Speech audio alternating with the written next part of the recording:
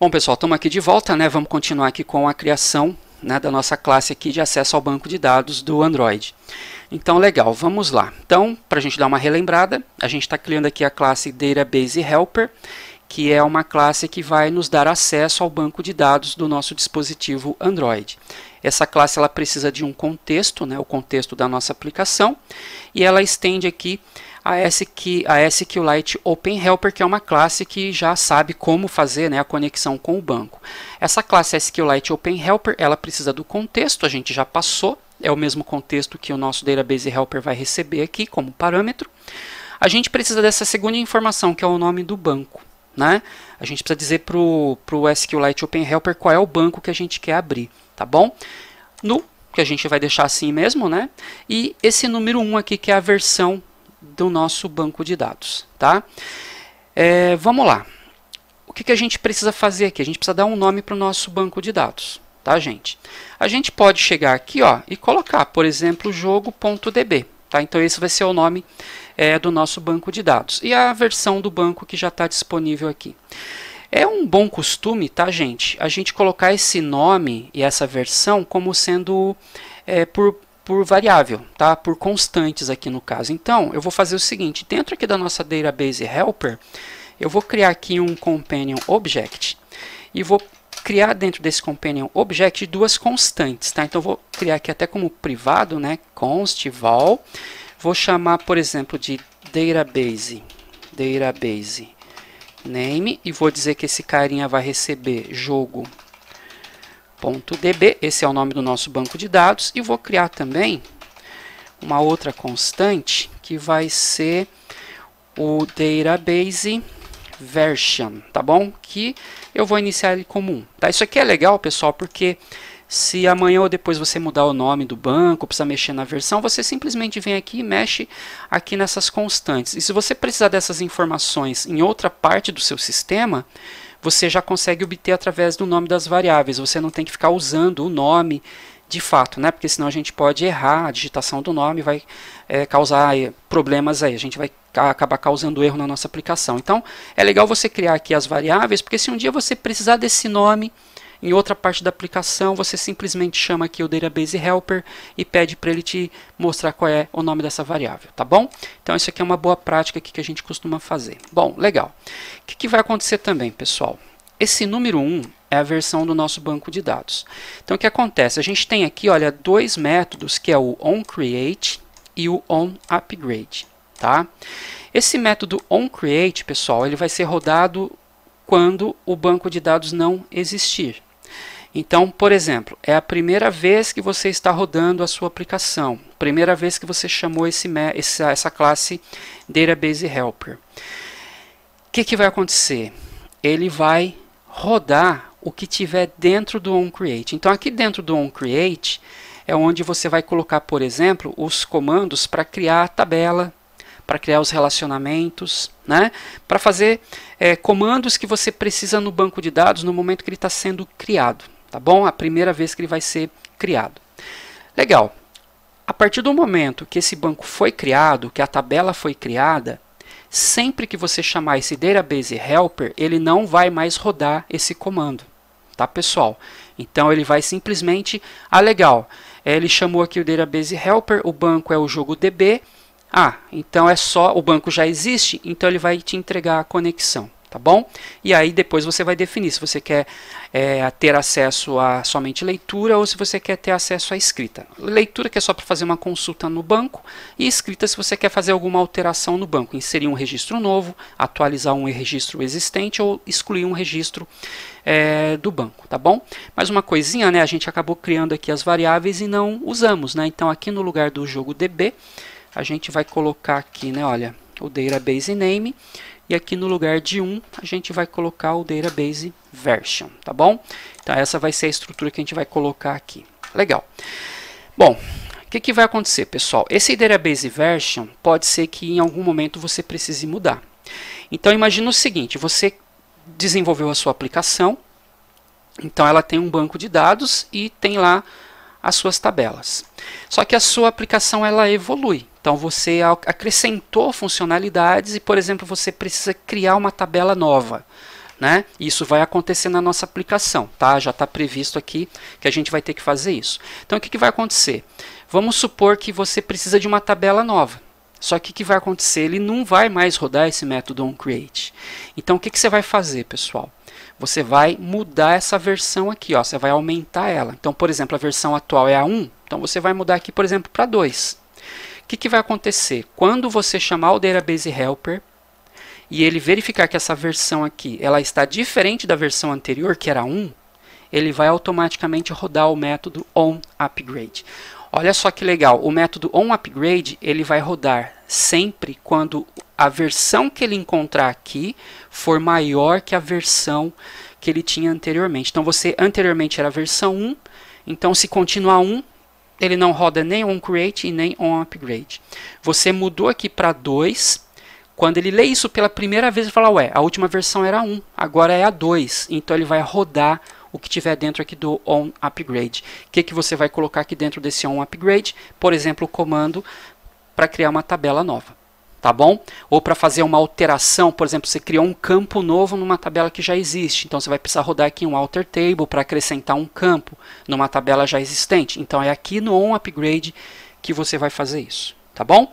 E isso é muito importante, né, inclusive para que os usuários que já utilizam a sua aplicação, eles inclusive não percam os dados que eles já têm, né? Então você não vai apagar a tabela e criar tudo de novo, né? Então você vai fazer um upgrade, você vai atualizar a versão do banco de dados inclusive, acrescentando tabelas, alterando campos e o que você precisar para a estrutura do seu banco de dados, tá bom? Sem fazer com que o usuário perca os dados que ele já tinha na aplicação, tá bom?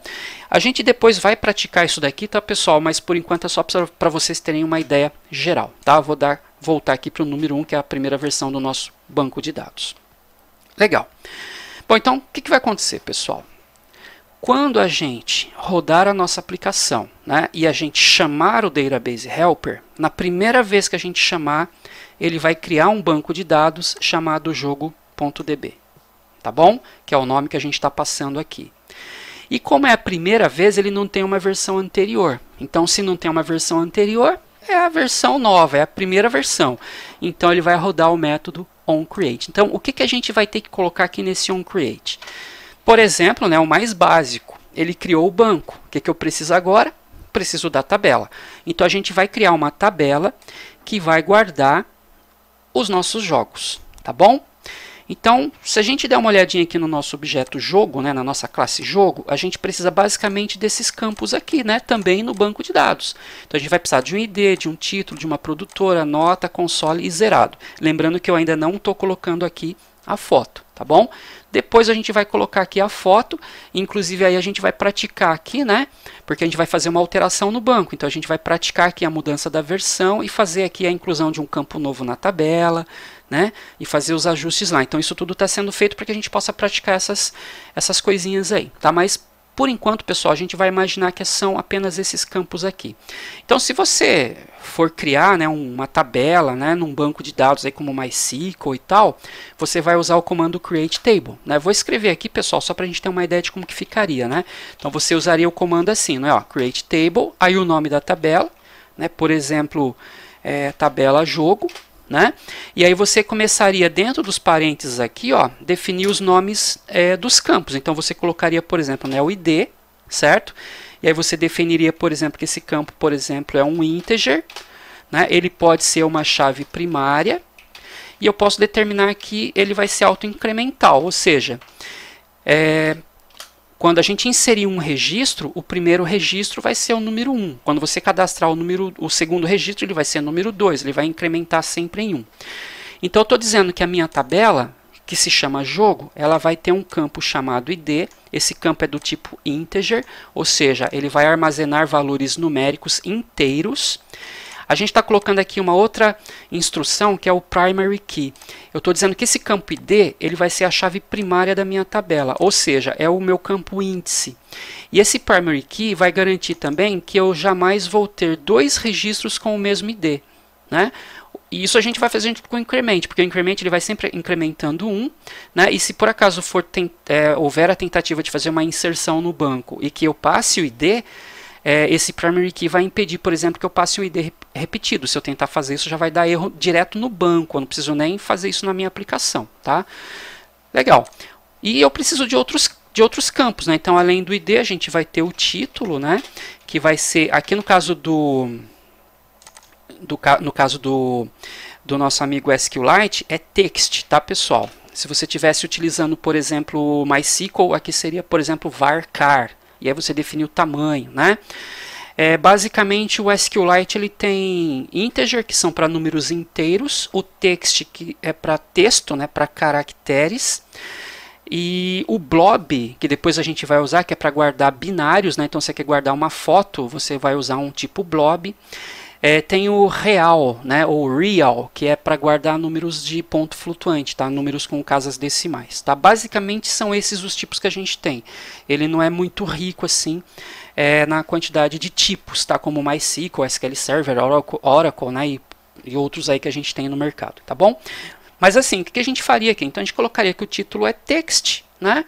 Vírgula, aí a gente colocaria, por exemplo, a produtora, o outro campo, né, o nome do campo, que é produtora, também é text. A gente teria, por exemplo, o console, para guardar ali o nome do console, que também é text. A nota, né? A nota, a gente pode colocar essa nota, por exemplo, né, a gente definiu lá nas estrelinhas lá, que ela vai ser de meio em meio. Então, eu posso ter nota 1,5, 2, 2,5. Então, esse nota, pessoal, o tipo dele vai ser real.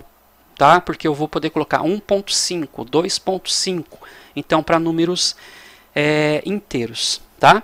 Para números inteiros não, desculpa, para números decimais, com casa decimal, né? Ponto flutuante que a gente chama os floats e doubles aqui, tá bom? Então olha só, isso daqui, né, é um comando SQL para a gente poder criar uma tabela no banco de dados, tá bom? E ele vai criar uma tabela com esses campos aqui. Então, a gente vai ter que pedir para rodar esse comando aqui no nosso método onCreate. Tá bom? Então, a gente vai ter que escrever essa instrução SQL para criar uma tabela no nosso banco de dados. Tá bom? A gente não vai fazer desse jeito, né, pessoal? Porque aí a gente vai ter aqui algumas ferramentas que o SQLite Open Helper oferece para a gente para facilitar a nossa vida. Tá? Legal. O que eu vou fazer aqui, pessoal? Vocês perceberam, olha, que eu tive que ficar digitando aqui, ó, o nome dos campos, né? E vocês sabem que a gente pode errar esses nomes. Então é uma boa prática, tá? E se vocês olharem na documentação, inclusive do Android, né? Vocês vão ver que eles recomendam a gente fazer de um jeito um pouquinho diferente, tá? Vou até pegar aqui a documentação para vocês, olha. Então o que acontece? Ó, o que ele fala para a gente aqui, né? Então, na hora que você for criar aqui a tabela, ó, olha como que ele coloca, né? Ele fala para você assim, olha, que é interessante, né? Olha, que é uma, ele até fala aqui, olha, que é uma boa ideia, né? Você criar uma classe que vai ter as definições dos nomes dos campos, por exemplo, né? Então, se a gente olhar, por exemplo, aqui, olha, percebe que ele criou aqui uma classe, né? Um objeto aqui, e ele deu esse nome, né? Para esse objeto interno aqui dessa classe. E ele foi preenchendo aqui, ó, com constantes. Ó. Então, por exemplo, o table name é o nome da tabela, o column name title é o nome title, que é o nome de um campo, o subtitle, que é esse outro nome aqui. Então, isso aqui é legal porque, assim, quando você for escrever o nome dos campos, você não precisa escrever o nome de fato do campo. Você vai chamar uma constante que você já tem criado na sua aplicação. Então você evita muito erro de digitação. E se você precisar desses nomes em outros locais, você vai poder simplesmente chamar pelo nome da constante. Então fica muito mais simples, tá? E aí o que acontece? Quando a gente for criar mesmo, né, o comando aqui, olha, para criar a tabela, então percebe, ó, create table, e aí ele está usando aqui o recurso, né, olha, que a gente pode chamar a variável, o nome de uma classe ou um atributo dentro das aspas, né?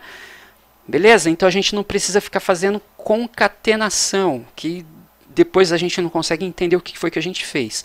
Então a gente vai criar também essa estrutura aqui na nossa aplicação, tá? Para fazer com que a gente não precise ficar digitando esses nomes aqui, tá? À primeira vista parece que dá mais trabalho, né? Porque você tem uma coisa a mais para fazer, mas depois vocês vão perceber que é muito melhor. E a gente acaba se acostumando a fazer desse jeito e a gente não quer mais fazer do outro jeito, do jeito antigo, tá bom?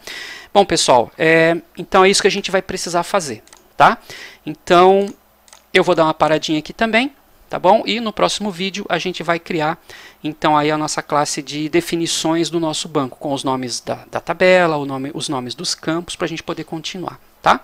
Até lá, gente!